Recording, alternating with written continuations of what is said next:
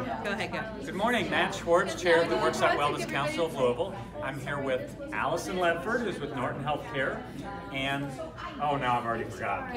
Cara Gaines with Briotix. Okay, so we just had a great session actually talking about return to work programs. Norton has, in essence, a program that they started through their short-term disability program, and ended up over in the wellness space. So, Allison, I'm going to start with you. Just give me a look. Why did Norton's even do this? All right, so we were just looking at short-term disability claim cost and trying to manage that, getting employees back to work sooner, earlier, and really understanding why they're on this. Is there potential to do job accommodations, working with managers, so really assessing the culture and seeing if there's any type of savings and then engagement around that employee. And so then, through this organization, so it brought out a partnership, and you guys come in. And so what do you do with Norton? I am a disability prevention specialist, so I'm the on-site consultant for Briotix at Norton.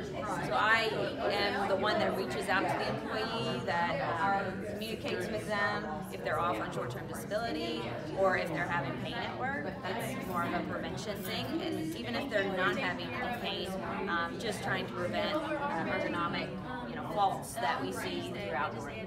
Okay, and I know, so with regard to what you see, most of the stuff you said was a lot of musculoskeletal, like that. You all looked at your claims data. Yep. So you looked at what types of positions had the most claims, which were the biggest claims, what the location, what were the couple key takeaways that we talked about? Yeah, so really we dove into the conditions. So musculoskeletal was the highest, then we did it by location and then by job function, so that you're able, with an organization with 14,000 employees and one Cara at this point, we had to really strategically look at where we would want our high target touches to be, and then justifying the business case for the cost of the program. Okay, and so then in terms of what you're actually doing, like people are reaching out to you now for, what are the top things that you end up spending your time on? Well, it's pretty much split down the middle between short-term disability and prevention side.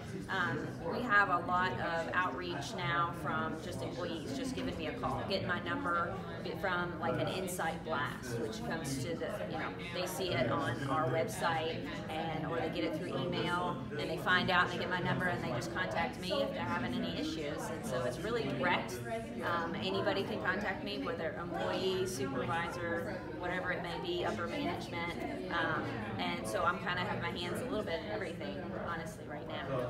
So then we also talked about the fact that there's some integration issues. Like you may recommend something, and then you go back, like you talked about a sit-to-stand desk thing, and then they just mounted it on the wall, and so there was no. Yeah. So we need to work on our communication, I think.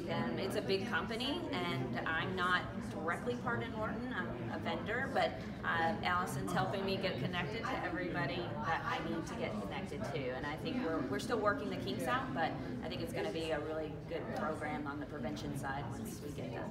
But even just working the kinks out, so it's been in place a little less than a year, and you have hard costs and soft costs. So roughly, you saved about 1,200 lost work days. So then you can put a dollar figure to that, right? Because you know how much those positions make. And then you have the soft costs, which looks at the productivity, the presenteeism, the associated. If you had to replace like a nurse, you had to replace that cost with lower productivity because they may not know the unit. So those are the things that necessarily don't hit the balance sheet.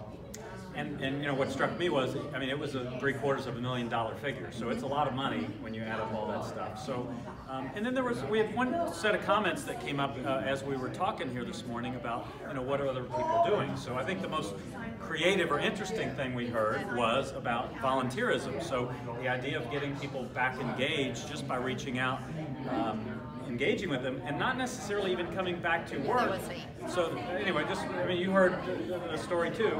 So they engage, and I forget the company now, but they actually engage people that are on short-term disability. Maybe they can't come back and function in their job, but they can go volunteer to soup kitchen. So they're still doing something that's benefiting the community, which in turn, benefits that philanthropy of the organization. So that was a really neat idea. Yeah. We had, I'd never even heard of or thought of. So that's the type of thing we get here, third Thursday of every month at Baptist East Milestone. We look forward to seeing you at our next session. Thank you.